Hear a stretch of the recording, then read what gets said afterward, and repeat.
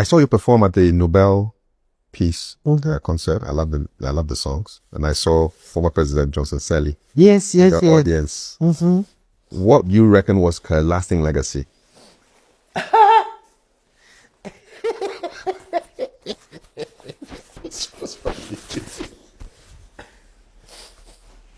Her lasting legacy will be that she unleashed George Weah on us. That's the legacy I give to Mrs. Sirleaf. Sorry. You don't think very much of George Weah, President George Weah? Have you met George Weah? Yet to. I'd love to interview him. Oh, he can't talk much. You won't get much out of him. Huh? He's not very articulate either. No, I'm sorry. He's a fantastic football player. Yes.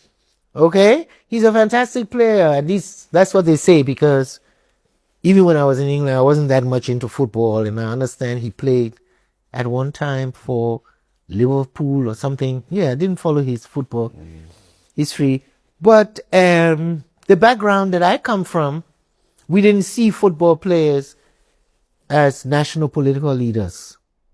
And I'm sure that's everywhere in Africa. I mean, I never heard Ghanaians saying Abedi Pele can be president. Abedi for president. Can you imagine? Could you have Abedi for president? Well, he's not a politician. Well, this is our own case too. George Weah is an Abedi Pele. They should stick to their profession and everything. But Madame Sirleaf thought it would be interesting. Under the guise of generational. Yeah. So she unleashed George Weah. Because he was VP before he became president, right? Was he vice president before? No, he was a senator. A senator. Mm-hmm. Yeah. He was a senator. But the Liberians chose him. She didn't force them to vote for him. So the unleashing. Yeah, she did it because I'm saying at the end of the day, how did he get into the political class? He could have stayed there forever. We would not have voted for him. The majority of sound thinking Liberians, they wouldn't have voted. But Madame Sirleaf, like I said, foisted him on us, literally held up his hands and as the successor.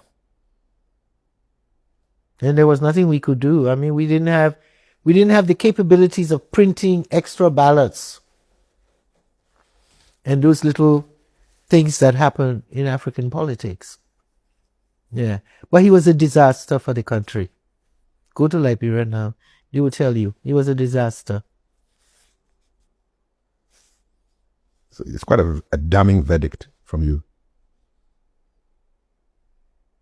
No, it's just the truth. It's not damning. My thing here is I have sympathy. I can even have sympathy for George because I know his limitations. He had absolutely no interest in governance, in governing our people. He was just happy to be president, enjoying himself, doing a booga dance, drinking and partying. Yeah. This man was a football player. How do you expect him to come and read a 530-page budget? His finance minister will read it. But that's just it. He had no idea they would read a thing. They didn't even bother him with those kind of issues because he could not deal with it. Yeah, that was George Weah. I mean, I know a lot of people mesmerized this football player. And in fact, some of my Nigerians said, when I said, oh, he was a disaster, and really? They are all surprised. And then I asked them, so you think, what's the boy's name? The big one there in Nigeria, the football player. Kanu. I said, you give your country to Kanu to run? And then that's when they think. That's when they think.